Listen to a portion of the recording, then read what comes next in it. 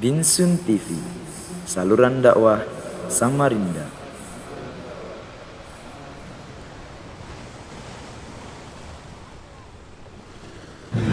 Assalamualaikum warahmatullahi wabarakatuh.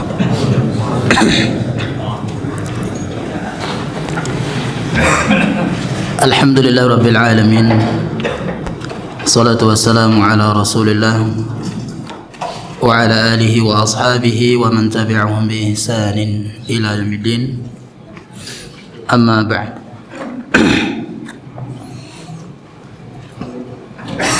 Melanjutkan kembali pembahasan tentang fikih puasa Ramadan.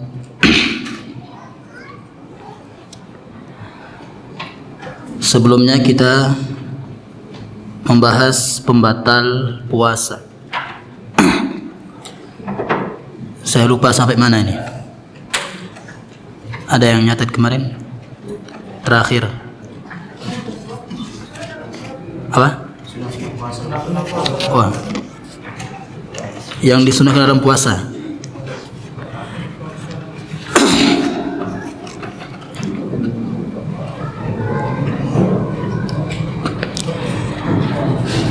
Ya. Saya akan tambahkan sedikit tentang siapa saja yang kalau pembatal puasa sudah ya? Hah? Belum? Oh, belum.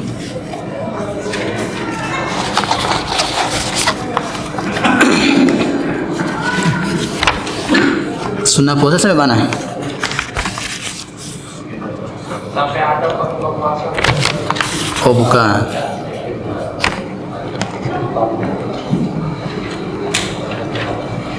Sahur belum?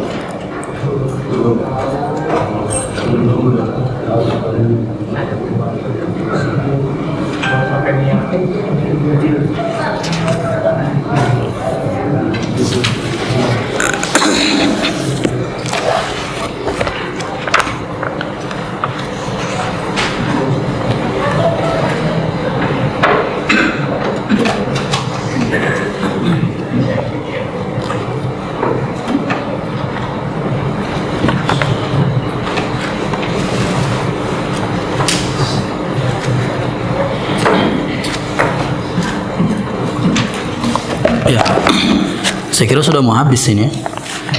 Ternyata belum. Berarti di lain tempat. Ya, kita akan lanjutkan dengan apa saja yang disunahkan dalam atau adab-adab yang berkaitan dengan puasa.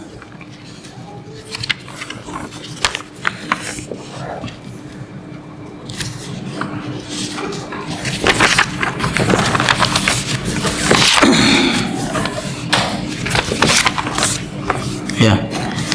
Jadi kemarin yang pertama adalah berbuka puasa.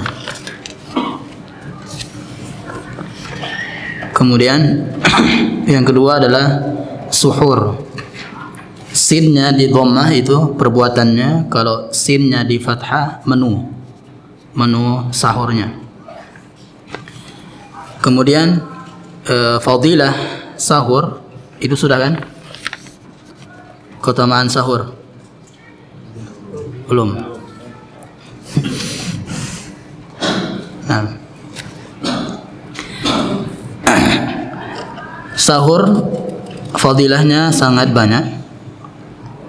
Di antaranya hadis Nabi sallallahu alaihi wasallam, tasaharu fa inna fi sahur barakatan. Sahurlah kalian karena di menu sahur itu ada berkahnya, ada keberkahannya. Dalam hadis yang lain, Nabi sallallahu alaihi wasallam bersabda, karena saking ada berkahnya, maka apa kata Nabi SAW? Walau fala tada'uhu, jangan kalian tinggalkan sahur.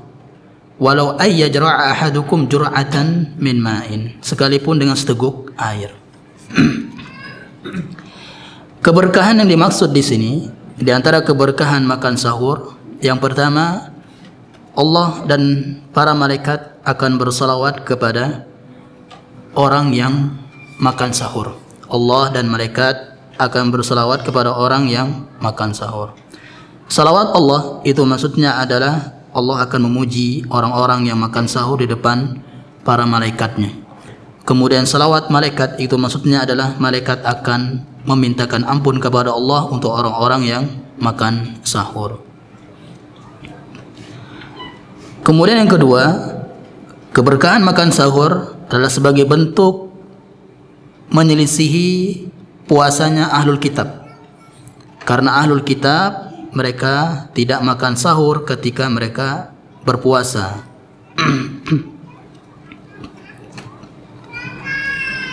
Keberkahan yang selanjutnya, yang keempat adalah bahwasanya makan sahur termasuk perbuatan mengikuti sunnah Nabi Sallallahu Alaihi Wasallam. Perbuatan mengikuti sunnah Nabi Sallallahu Alaihi Wasallam.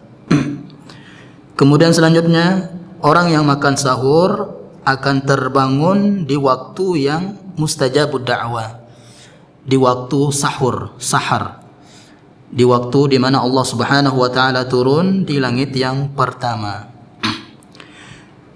Sepertiga malam terakhir itu maksudnya jemaah. Misalnya malam kan dimulai dari terbenamnya matahari maghrib sampai terbitnya fajar, sampai subuh. Nah, dari terbenamnya matahari ini dibagi dua dulu. Bagi dua dulu. Ya. Katakanlah misalnya jam berapa? Kalau bagi dua. Jam 12 lah ya. Nah, dari jam 12 sampai terbit fajar itu dibagi tiga. Ya. Itu yang dibagi tiga, maksudnya sepertiga malam tuh. Ya, sepertiga malam terakhir. Berarti ya udah dekat subuh lah gitu. Ya, 1 jam atau 1 jam setengah lah. Itu maksudnya sepertiga malam terakhir. Ya. Makanya Nabi Shallallahu Alaihi Wasallam sangat menganjurkan kita untuk makan sahur itu diakhirkan. Ya, makan sahur itu diakhirkan.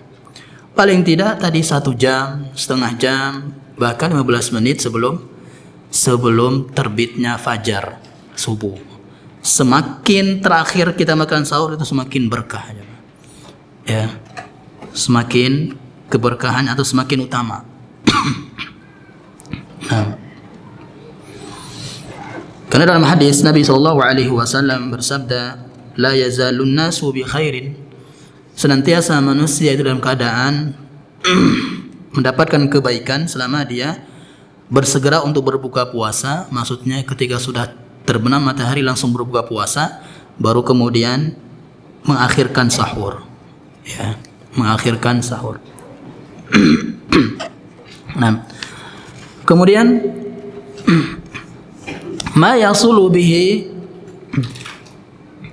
as-sahur, apa yang menjadi minimal seseorang itu dikatakan makan sahur. Ya. Yahsulu sahuru bi kulli mat'umin aw mashrubin walau kana qalilan. Ya, setiap makanan atau minuman yang dia minum di waktu sahur maka sudah dikatakan sahur meskipun sedikit. Seperti hadis Nabi SAW tadi, meskipun seteguk air dia sudah mendapatkan keberkahan yang kita sebutkan di atas. Nah, ma yusannu tasahhuru bihi, menu apa yang diutamakan ketika makan sahur? At-tamar, kurma kering. Ya, kurma kering. Beda dengan kalau buka puasa itu kurma basah. Kalau buka puasa, kalau sahur itu kurma kering. Ini masya Allah Nabi Shallallahu Alaihi Wasallam bersabda demikian. Ternyata faedahnya banyak. Ketika seorang haus ya kan, makanya dibasahi dengan kurma basah. Ya. Adapun ketika sahur itu kan kita nggak haus ya kan, sudah boleh makan minum kan di malam hari itu. Makanya sahurnya yang paling utama adalah dengan kurma, meskipun nanti kita campur dengan yang lainnya. Ya, jadi usahakan ada kurmanya. Nah, agar kita mendapatkan keutamaan hadis Nabi Shallallahu Alaihi Wasallam, nikma sahurul mu'min at-tamru. Sebaik-baik menu sahurnya orang beriman adalah kurma. Nah.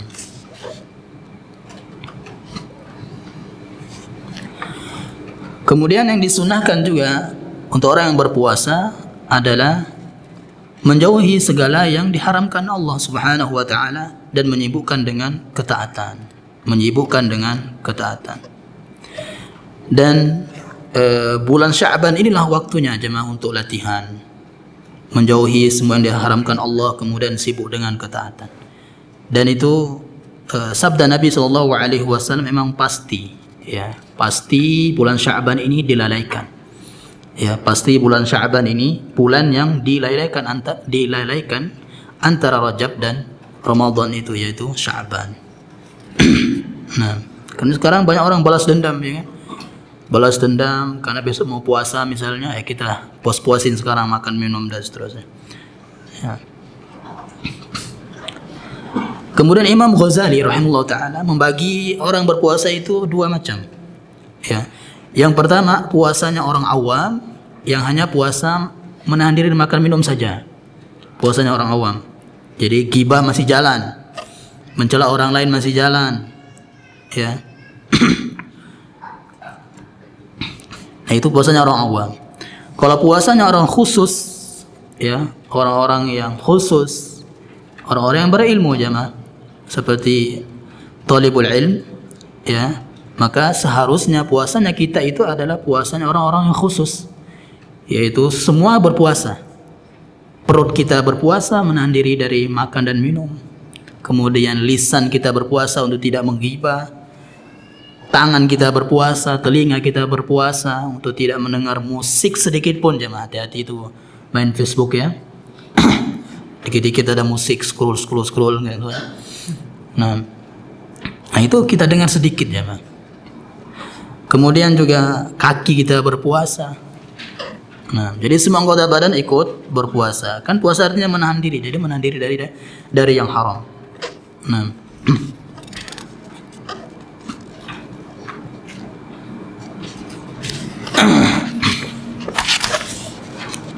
kemudian selanjutnya, ma yaf'aluhu sha'imu idza du'iya ila ta'amin. Apa yang dilakukan oleh orang yang ketika diundang makan, ya, sedangkan dia sedang berpuasa. Kalau puasa wajib tidak boleh membatalkannya. Kalau puasa sunnah kita pemimpinnya, jemaah. Kalau puasa sunnah itu amiru nafsi, pemimpin jiwa kita, yaitu mau batal atau tidak maksudnya. Kalau puasa sunnah, ya. Misalnya kita sedang puasa sunnah Kamis misalnya, diundang makan oleh teman, ya, diundang makan oleh teman di rumahnya.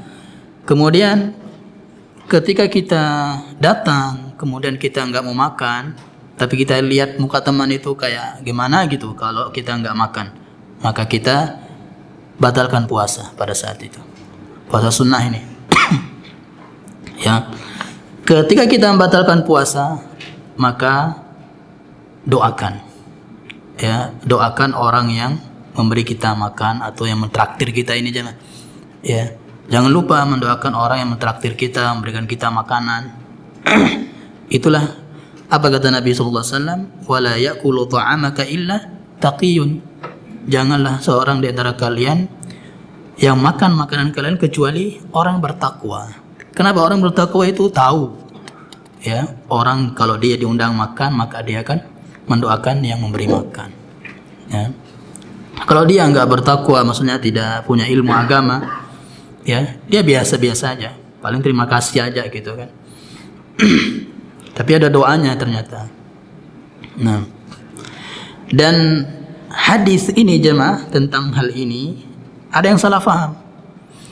Apa bunyi hadisnya jemaah? Idza du'iya ahadukum falyujib. Kalau diundang makan maka jawablah, hadirlah. Fa in kana sha'iman fal. Nah, di sini dia. Kalau kalian sedang berpuasa ketika diundang makan, bacaan yang benar adalah fal yusalli, maka berdoalah. Salat kan secara bahasa doa. Fal yusalli maksudnya doakan dia ketika kita diundang makan, kemudian kita membatalkan puasa. Ada yang baca hadis ini salah paham. Fal yasil, makan kemudian lanjut puasa katanya. Yasil artinya kan wasala yasilu, melanjutkan. Ya. Fal yasil, lanjutkan puasa, wa in kana mutun fal yata. Nah, di kampung kami ada yang seperti ini jemaah. Ya, diundang makan dia, ya, diundang makan puasa kan, makan lanjut puasa habis makan. Ya, gara-gara hadis salah baca hadis. Salah baca hadis. Ada juga yang lebih parah lagi jemaah tentang habatus sauda. Karena habatus sauda itu obat segala penyakit kecuali kematian. Ya. Habbah sauda. Habbah. Ya. Ba. Kan satu titik. Dibaca dua titiknya. Hayyah sauda. Hayyah artinya ular hitam. Hayyatun sauda. Jadi ular hitam, dicarinya ular hitam. Ya. Jadi salah faham baca hadis. Ya. Jadi itu pentingnya ya ilmu bahasa Arab itu. Nah. Nah, itu diantara yang disunahkan ketika berpuasa. Nanti kita akan sebutkan juga ada sholat tarawih. Nah. Selanjutnya adalah pembatal puasa ya. Atau sebelum itu orang-orang yang dibolehkan untuk tidak berpuasa.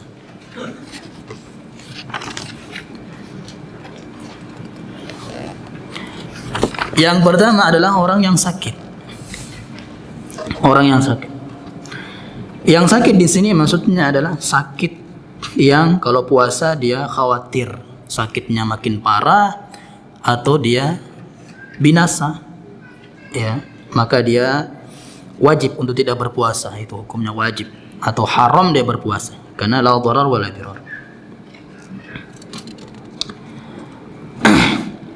Nah, dari ini juga faedah jemaah, sakit yang disunahkan untuk dijenguk itu jemaah adalah sakit yang seseorang yang terhalangi dengan sakitnya itu keluar rumah, sholat jamaah misalnya, itu baru disunahkan untuk dijenguk. Kalau sakit biasa ya, sakit yang dia bisa keluar kemana-mana, pusing, sakit gigi misalnya, itu enggak disunahkan untuk dijenguk. Ya, cuma disunahkan untuk didoakan saja kalau dia kabari dia sedang sakit. Nah,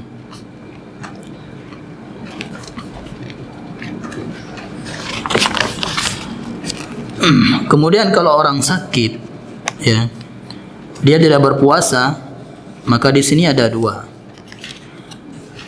keadaan dia. Apakah wajib qadha atau fidyah? Kalau sakitnya itu yurja bur'uhu, ada harapan sembuh, ya. Sakitnya itu ada harapan sembuh, maka dia wajib qadha. Kalau dia enggak puasa, wajib qadha di lain hari. Tapi kalau sakitnya itu la yurja bur'uhu, yang enggak ada harapan sembuh, ya. Dia sakit parah, enggak ada harapan sembuh. Dan ini tentu dengan rekom dari dokter. Ya, dari dokter. Nah, ini dia tidak wajib puasa, tapi wajib bayar fidyah. Ya, bayar fidyah. Dan cara bayar fidyah itu ada dua. Yang pertama, langsung undang orang berapa misalnya 29 hari dia nggak puasa. Langsung undang dalam sehari 29 orang anak miskin, ya, kasih makan tuh. Satu hari kasih makan satu kali aja sehari itu, makan siang aja misalnya, kasih, selesai udah, ya. Atau dengan mentah, yang mentah, ya. Beras misalnya sekedar untuk yang dimasak sekali aja beras, kemudian ya, tidak selayaknya untuk tidak ditambah, ya kan, tambahkan telur kah atau apa, sayur lauk. Nah, yang lebih mudah adalah tadi langsung kasih makan yang jadi, ya, beli di warung makanan kasih. Nah, atau ya dia misalnya bayar fidyahnya nanti setelah Ramadan boleh, atau bayar fidyahnya hari itu juga, misalnya hari ini dia nggak puasa berarti langsung dia bayar fidyah nanti malam misalnya, ngasih orang miskin makan untuk berbuka puasa. Nah, untuk dia bayar fidyah, nah, itu boleh.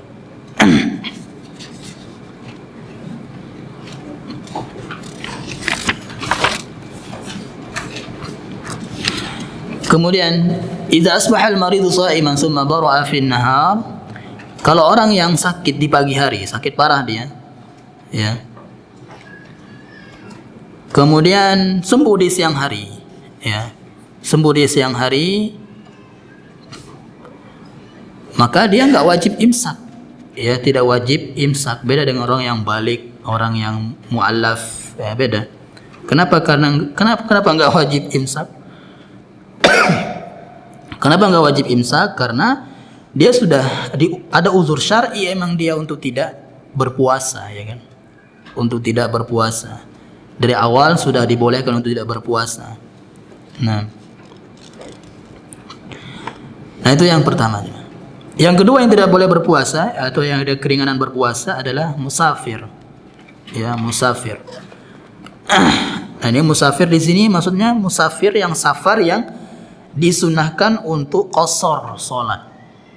Ya, qasar salat. Nah, jadi qasar salat itu hanya disunahkan ketika safar, jamaah. Kalau mukim kalau apa namanya? Jama', ya. Jama' itu boleh, bukan hanya di safar saja, mukim juga boleh jama'. Di antaranya adalah ketika turun hujan.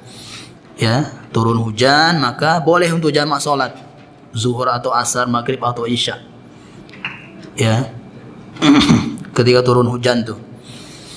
Tapi di masjid. Ya, di masjid bersama imam. Nggak boleh di rumah sama istri. Kayaknya enak banget tuh kalau di rumah. Harus di masjid. Kemudian yang kedua ketika sakit. Sakit yang mungkin demam yang parah ya. Maksudnya demam tinggi. Ya kan, kalau dia sentuh air, Masya Allah lah gitu ya. Kalau sentuh air sangat berat. Nah, boleh dia jama' itu. Ya. Yang ketiga, dokter bedah. Ya. Dokter yang mungkin dia operasi orang misalnya habis waktu zuhur misalnya, ya, selesainya asar. Mulai sebelum zuhur, selesainya asar. Maka dia jama' itu, jama' takhir nanti di asar salatnya, zuhurnya. Ini dokter bedah. Seperti kemarin ketika Covid tuh kan. Dokter-dokter yang menjaga orang-orang yang Covid kemarin. Nah, dia boleh untuk menjama' salat. Nah, ukuran safar itu ya, ukuran safar ini sudah kita bahas kemarin ya, fikih safar. Tidak perlu kita bahas lagi. Nah, untuk orang yang safar, boleh dia nggak berpuasa, boleh tidak berpuasa. Kapan dia mulai nggak berpuasa? Ya, misalnya dia sudah berniat malam ini dia berniat, besok mau safar nih, ya sudah ada jadwal safar ke Jakarta misalnya. Maka dari malam ini dia nggak apa-apa dia nggak sahur, karena besok sudah mau puasa. Dia safar, ya, dia sudah berniat safar dan tidak mau berpuasa nggak apa-apa, ya.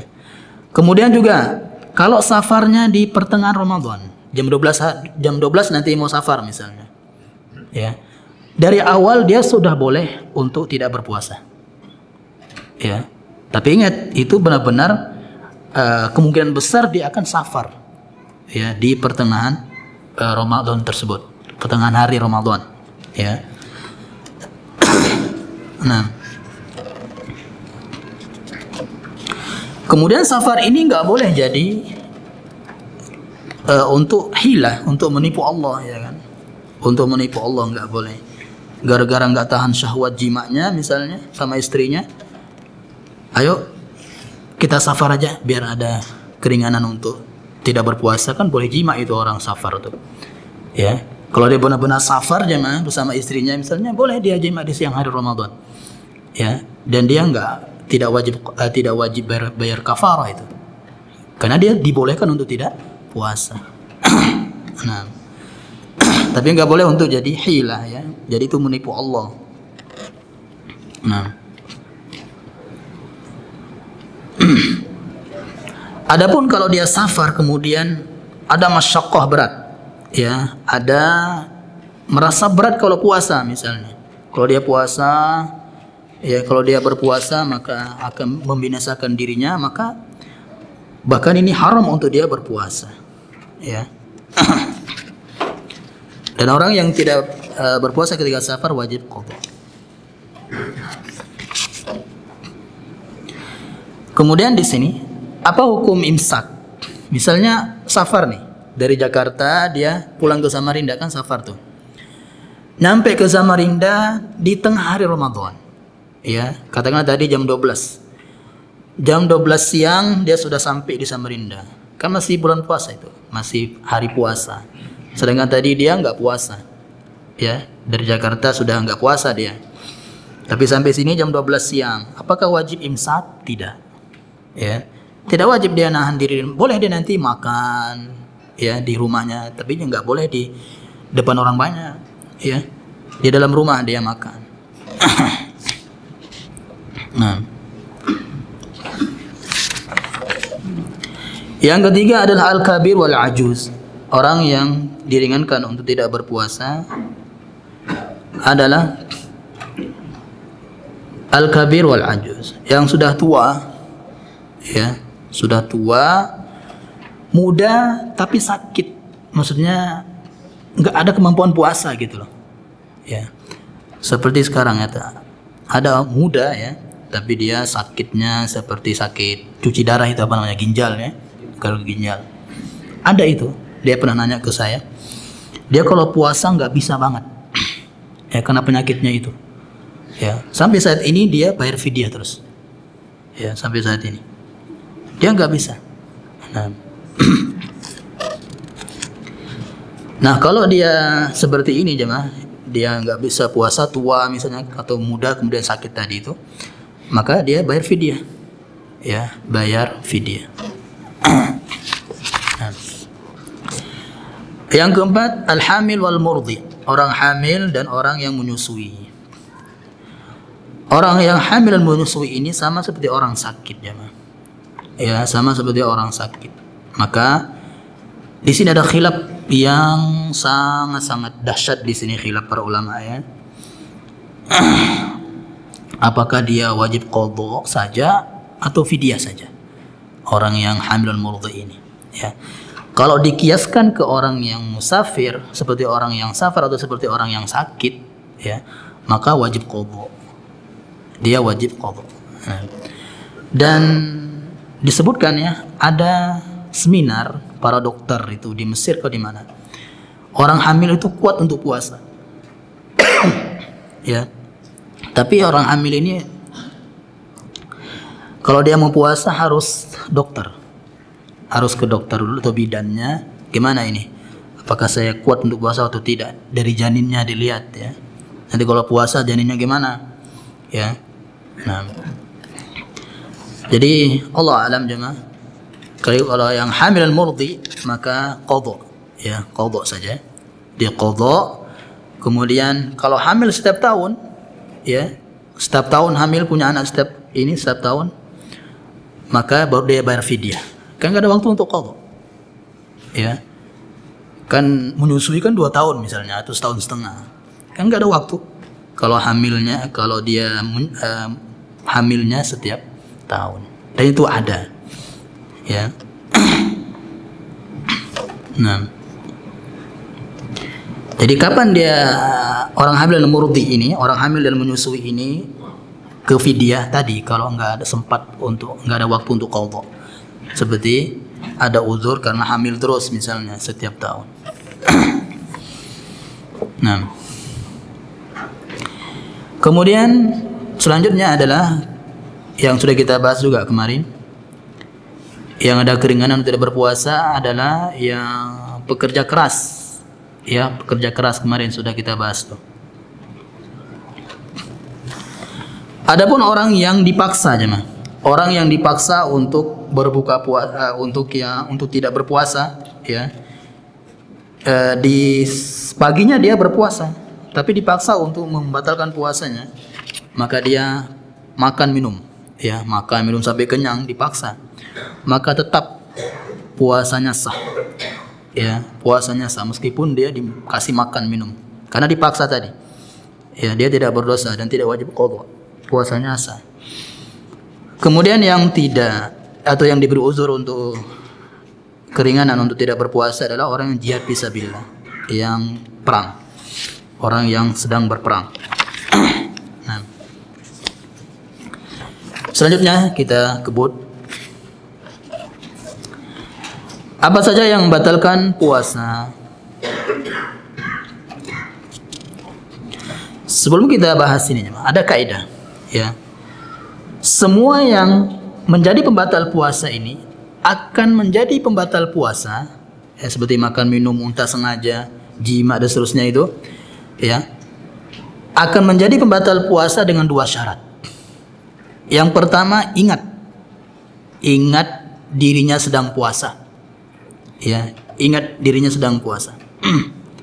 Kalau lupa, ya, lupa dirinya sedang puasa, lupa, ya, seperti orang jima misalnya, dia nggak ingat sedang puasa tapi dia jima sama istrinya, nggak ingat dua-duanya, kebetulan misalnya lah, nggak ingat lah, ya. Nah, nggak ingat dua-duanya, ya, nggak ingat, sudah ingatnya di tengah perjalanan.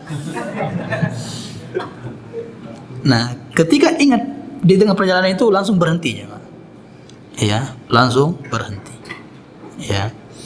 Nah, meskipun nanti ketika sudah berhenti baru keluar air maninya, ya, baru keluar air maninya, itu sudah berhenti ini, sudah berhenti, baru keluar air maninya, tetap lanjutkan puasa, tidak wajib qadha, ya, tidak wajib qadha. Seperti yang saya tulis di Facebook, ya, yaitu Imam Nawawi mengatakan, misalnya kita 5 menit nih, misalnya suami istri jima sebelum subuh, ya, azan, ya, sudah kita bahas kemarin kan, azan langsung berhenti meskipun nanti keluar maninya setelah azan, ya, azan subuh, nah, berhenti. Nah, dan itu wajib mandi cuma meskipun nggak keluar mandinya di dalam, ya, wajib mandi, ya. Nah, kalau sudah, gak apa dibahas ini, ya. Kalau sudah apa ya? Gak apa, ini fikih, ya, fikih. Kapan seorang jima itu diwajibkan mandi, jemaah? Ya, jangan salah paham nanti kalau nggak keluar maninya nggak wajib mandi, enggak, ya. Jadi kalau, mohon maaf, kalau sudah masuk itu jemaah, meskipun langsung berhenti misalnya, itu sudah wajib mandi, ya, sudah wajib mandi. Adapun kalau hanya disentuhkan saja, ya, itu nggak wajib mandi. Kalau disentuhkan saja atau setengah, ya, gimana ini? Kalau dulu di sanawiyah saya itu belak-belakan itu ustadznya itu, emang tabu ini, ya, ini jelaskan. Tapi yang ini ada kitabnya, ya, kitab para ulama tentang ini emang ada. Nah, kalau ada anak kecil, ya. Nah, itulah, jemaah. Tapi kalau setengah yang masuk yang itu, ya, tahulah yang itu maksudnya, ya. Nah, kalau setengah aja, itu nggak wajib mandi, ya. Kapan dia wajib mandi? Kalau full sudah masuk ke yang itunya, ya, maka wajib mandi. Nah, itu coba. Itu tadi yang pertama, ya. Ingat, jangan dihayal, ya. Ingat, ya, yang pertama dia ingat sedang puasa. Yang kedua, jahil, berilmu, ya, berilmu bahwasanya pembatal puasa itu adalah pembatal puasa. Nah, itu maksudnya makan minum itu adalah pembatal puasa, tahu dia, ya, tahu bahwasanya segala yang membatalkan puasa itulah pembatal puasa, ya. Adapun misalnya dia ingat sedang puasa ingat, ya, karena belum sampai ilmu bahwasanya jima itu adalah pembatal puasa, kemudian dia jima di tengah Ramadan, siang hari Ramadan, dia nggak wajib qadha, puasanya sah, ya, karena nggak tahu hukum, ya, karena nggak tahu hukumnya. Nah,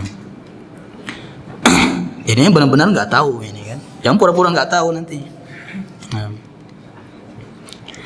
pembatal puasa yang pertama adalah makan minum dengan sengaja, ya, makan minum dengan sengaja, atau yang semakna dengan keduanya, ya. Impus itu semakna dengan keduanya. Impus, tapi impus dan suntik yang sebagai pengganti makan minum. yang menjadikan dia kuat. Nah, ini batal puasanya ini kalau diimpus seperti itu. Makanya kan banyak orang yang keluar dari rumah sakit kan gemuk, ya, saking banyaknya impus masuk keluar rumah sakit gemuk. Nah, karena sebagai pengganti makan minum. Itu maksudnya semakna dengan keduanya. Ini kalau sengaja, ya. Kalau lupa, ya, meskipun 3 piring karena lupa, ya, maka enggak apa-apa, ya. Apakah wajib diingatkan? Iya, diingatkan. Kalau ada orang yang mengetahuinya, jangan biarkan, kan dia lupa, biarkan aja lah. Suami istri ini misalnya, ya, suaminya makan, tahu istrinya itu suaminya sedang puasa, ya, biarlah, kasihan juga, gitu misalnya. Nggak boleh, ingatkan suaminya bahwa dia sedang puasa, ya. Kemudian di waktu ingat itu sisa makanan ada di sini, belum tertelan, itu wajib dimuntahkan, dibuang. Ingat, kemudian dia telan, sayang kan, nah, gitu misalnya, itu qadha puasa aja, mah. Qadha dan wajib imsak, ya, qadha wajib imsak. Nah,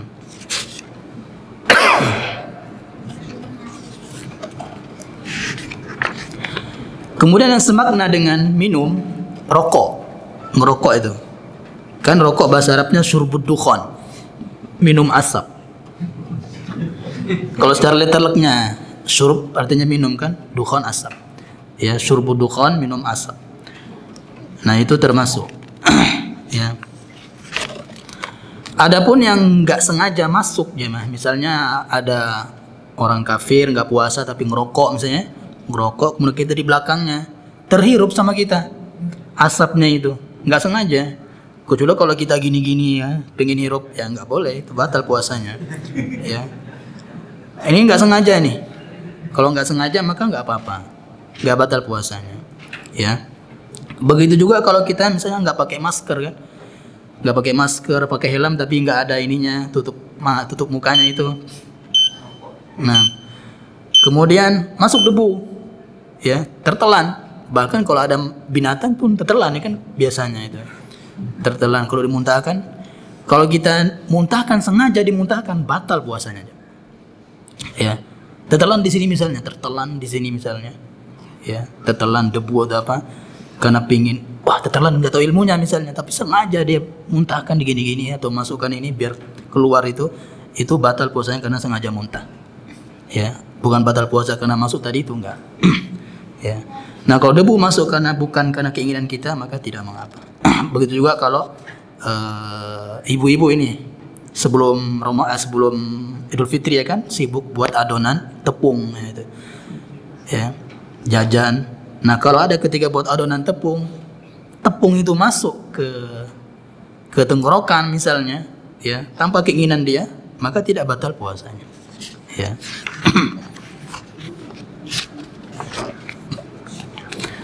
Kemudian hukum menelan riq, ludah. Menelan ludah, ya. Yang nggak boleh itu ludahnya dikumpulkan banyak-banyak di dalam baru ditelan. Nah, itu nggak boleh. Itu kan ucapnya aja sudah memuntah gitu ini. Ya, itu nggak boleh. Makanya nggak ada. Kalau telan ludah biasa boleh telan ludah. Nggak ada sunnahnya kita buang ludah puasa itu. Nggak ada sunnahnya. Itu kalau di kampung kami itu di setiap jalan itu ada ludahnya, Mas. Iya. Pokoknya mereka tuh rajin meludah itu kalau bulan puasa itu. Rajin sekali meludah orang-orang. Ya. Kecuali kalau sudah keluar masuk lagi itu nggak boleh. Seperti liur misalnya, kan, liur. Ketika tidur dia liuran, tidur siang kan? Puasa nih. Kalau nggak sengaja nggak apa. Tapi nggak ada yang kayak gitu, ya. Saya akan habis dulu ini.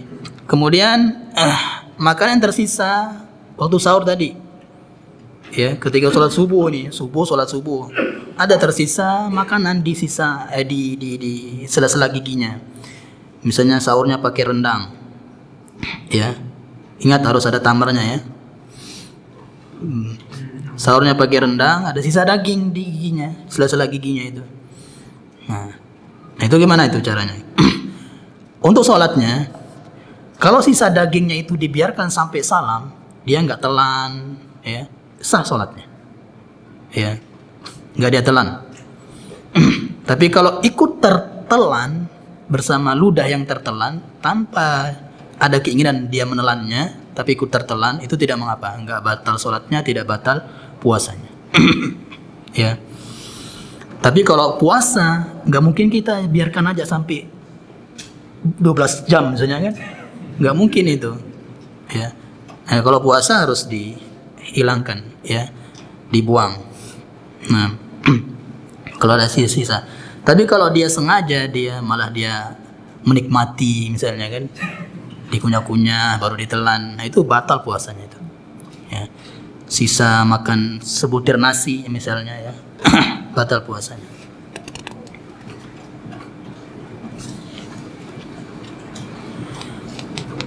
Kemudian apa hukum menelan yang bukan makanan, ya? Nah, seperti menelan koin, uang ditelan misalnya, atau di sini hasad, kerikil, ya, masa kerikil telan?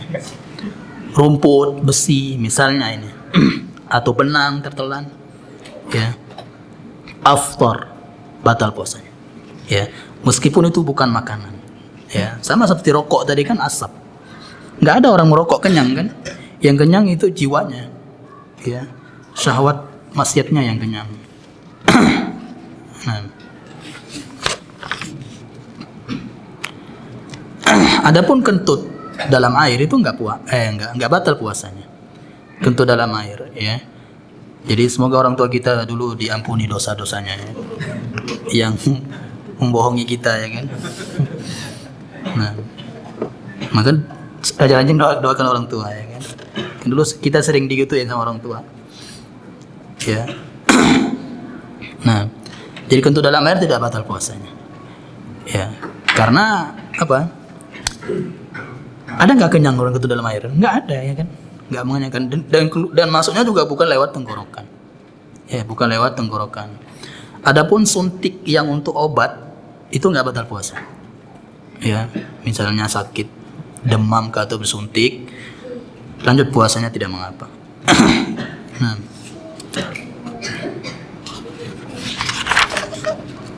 Nah, insya Allah kita akan lanjut lagi di pertemuan berikutnya.